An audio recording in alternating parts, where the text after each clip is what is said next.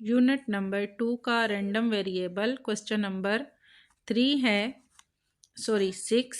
इसका है 3 balls are drawn from a bag containing 5 white and 3 black balls. एक bag है जिसके अंदर 5 वाइट बॉल हैं और 3 ब्लैक बॉल्स हैं। If x represent the number of white ball draw from the bag, अगर एक्स रिप्रेजेंट करता है वाइट बॉल्स को जो कि हमने निकालनी है, ड्रॉ करनी है बैग से, let's find the probability distributions of x. तो एक्स की प्रोबेबिलिटी हमने डिफाइन करनी। इसमें इसको जब हम सॉल्व करेंगे तो क्या है, इसमें ड्रॉ क्या करनी है, हमने 3 बॉल्स इसमें से ड्रॉ करनी है। वाइट बॉल्स हमारे पास कितनी है 5 प्लस ब्लैक बॉल्स हमारे पास कितनी है 3 इज इक्वल टू हमारे पास हो गई 8।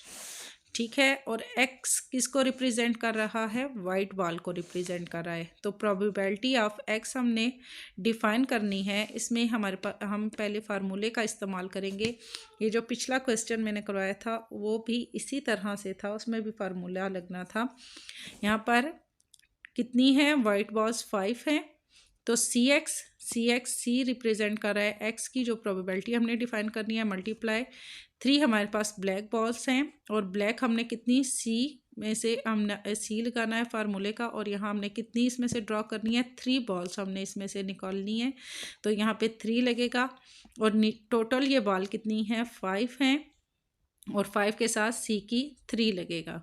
ठीक है, ये फार्मूला हमारा होगा सी की जितनी यानी क्वांटिटी में आपने वो निकालनी है बॉल्स, वो आपने लिखना है 2 है 3 है 4 है, जितना भी नंबर होगा, जितनी बॉल्स आपने निकालनी है वो नंबर हमने लिखा। इसी तरह सी की 3 दोनों का सेम आएगा, और फिर जो बॉल्स हैं उनको हमने लिखना 5 हमारे पास वाइट है, 3 हमारे पास ब्लैक है, और टोटल हमारे पास 8 बॉल है। तो नेक्स्ट है x is equal to 3 balls निकालनी है। पिछले क्वेश्चन में हमने 4 बॉल्स निकालनी थी, तो 3 बॉल्स हमने 0 1 2 3 लिखा। 0 क्यों लिखा, क्योंकि अगर बॉल हम निकालते हैं तो मे बी वो ब्लैक हो, वाइट ना हो, क्योंकि प्रोबेबिलिटी x जो रिप्रेजेंट कर रहा है वो वाइट बॉल का कर रहा है। तो हो सकता है कि बॉल हम निकालें तो वो वाइट ना हो, इसलिए हमने यहाँ पे जब अगर वो वाइट नहीं निकलेगी तो उसको हम किससे रिप्रेजेंट करेंगे, 0 से करेंगे। तो probability of x is equal to, यहाँ पर हम फार्मूले का यही इसी तरह से करेंगे, 5 सी की 0, क्योंकि पहला हमारे पास जो नंबर है वो 0 है, मल्टीप्लाई 3 सी की 3 और 8 सी की 3। अब यहाँ पे इसको कैसे किया हमने, 5 सी की 3 है तो इसका हमारे पास 1 आएगा, क्योंकि 5 है और ये 0 है तो इसका तो 1 ही लगेगा। मल्टीप्लाई 3 को 3 टाइम हमने पीछे किया, 3 मल्टीप्लाई 2 मल्टीप्लाई 1, 3 से पीछे तक जितने नंबर आते हैं अगर आप इसको 3 नंबर और भी पीछे लेके जाएं तो 0 ही हमारे पास आएगा। फिर 3 2 और 1 ये सारे आपस में क्रॉस हो जाएंगे, तो यहाँ हमारे पास क्या है 1 मल्टीप्लाई 1।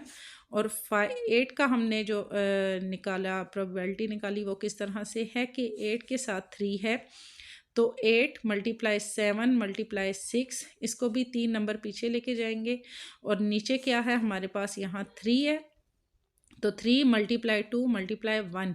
अब यहाँ पे 3 1 ज़ा 3 3 2 ज़ा 6, ये आपस में क्रॉस हो रहे हैं, 2 1 ज़ा 2 2 4 ज़ा 8, ये कट रहे हैं, बाकी कोई हमारे पास रकम कट नहीं रही, नीचे वाली ख़त्म हो गई। 4 मल्टीप्लाई 7 मल्टीप्लाई 2, तो ये हमारे पास टोटल क्या हुआ, 4 7 मल्टीप्लाई 2, ये हमारे पास आ गया 56। ठीक है जी, तो नेक्स्ट इसमें क्या है, यहाँ पे probability of x is equal to 1। यहाँ पे हमने पहले 5 का हमने लिया था 0, तो यहाँ 5 की हम अब लेंगे 1, यहाँ पे हमारे पास इंक्रीज़ होगा, यहाँ पे डिक्रीज़ होगा। ठीक है, 5 सी का 1 मल्टीप्लाई सी 3 सी की 2, और ये चूँकि रकम हमारे पास सेम वही रहेगी, टोटल है, तो 8 सी की 3 हमारे पास इसी तरह रहेगा, क्योंकि नीचे वाला कॉमन आना मस्ट है। तो यहाँ इसको हम क्या करेंगे, 5 1 ज़ा 5 मल्टीप्लाई 3 का हमने लिया, 3 को 2 टाइम पीछे लेके गए, 3 मल्टीप्लाई 2, और हमारे 3 के साथ 2 है तो 2 मल्टीप्लाई 1। अब ये 2 से क्रॉस हो गया, ये भी 1 है, तो 3 का हमारे पास यहाँ 3 आ जाएगा। 5 3 ज़ा 15 और नीचे वाला इसी तरह 8 की इस तरह प्रोबेबिलिटी आपने यहाँ भी अगर आप डिफ़ाइन करना चाहें तो एक ही दफ़ा मैंने इसकी कर ली है, तो यहाँ भी इसी तरह हम करेंगे तो हमारे पास नीचे वाला 56 आएगा। ठीक है, तो नेक्स्ट है इसका, फिर आपने क्या करना है, probability of x is equal to 2। पहले हमने 0 की ली, फिर 1 की ली, अब हम 2 की ले रहे हैं।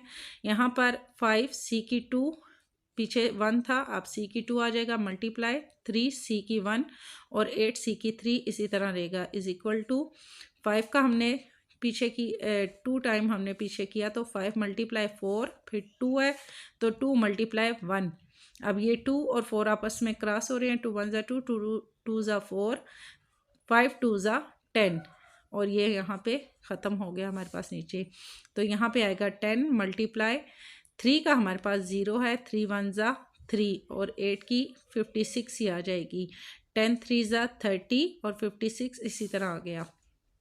फिर probability of x is equal to 3, 5 c की 3 मल्टीप्लाई 3 c की 0, पीछे हमने क्या लिया 1 लिया तो अब ये डिक्रीज हो रही है तो 0 और 8 c का 3 इसी तरह आ जाएगा।